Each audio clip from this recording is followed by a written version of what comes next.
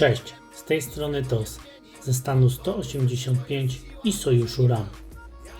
Ponieważ szał transferowy już się rozpoczął po dzisiejszym resecie, chciałbym w tym wideo przypomnieć graczom przede wszystkim free to play, na co powinni zwrócić uwagę, by móc skutecznie się bronić przed dużo silniejszymi graczami, bo po zmianach w państwach różnie to czasami bywa. A więc zaczynajmy. Po pierwsze, jest Wam potrzebna duża ilość wojska. W zasadzie czym więcej, tym lepiej. Nie ma górnego limitu na posiadanie wojska. A przede wszystkim ilości piechoty, jaką powinniście posiadać w swojej bazie. Oczywiście, czym wyższy poziom Waszych jednostek, tym lepiej. A więc jeśli jesteś graczem free to play, przestań bezsensownie tracić wojsko podczas wydarzeń takich jak State vs State. Bo i tak gracze free to play nie mają szans zdobyć dużej ilości punktów, uderzając osady przeciwnika.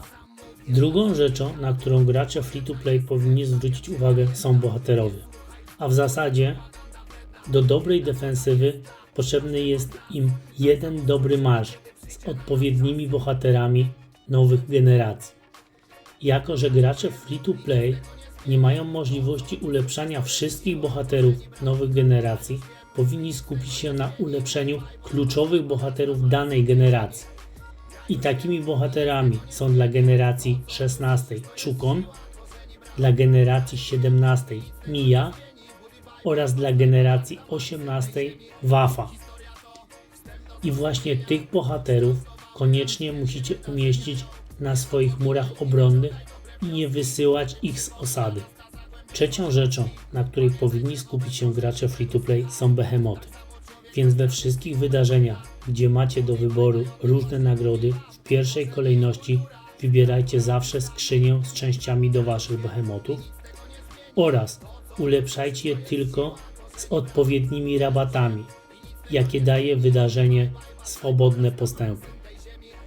Ostatnią rzeczą, na której powinni skupić się gracze free to play, jest wszystko to, co znajduje się w waszym hangarze, a co daje wam naprawdę przyzwoite statystyki dla waszego marszu obronnego. Czyli jest to wasz system formacji, samolot generacji pierwszej, helikopter oraz samolot generacji trzeciej. Według mnie są to kluczowe czynniki, by gracz free to play mógł się skutecznie bronić. Oczywiście gracze niewydający nie mają możliwości obronić się przed najsilniejszymi graczami z najsilniejszych państw, ale z drugiej strony, jeśli jesteś graczem free to play, raczej nie będziesz miał możliwości spotkania się z takimi graczami podczas wydarzeń, ponieważ sojusze, w których znajdują się tacy gracze, nie posiadają w swoich szeregach graczy free to play. Mam nadzieję, że te kilka rad pozwoli Ci skutecznie się bronić przed najsilniejszymi graczami. A na dziś to już tyle. Dziękuję i do usłyszenia.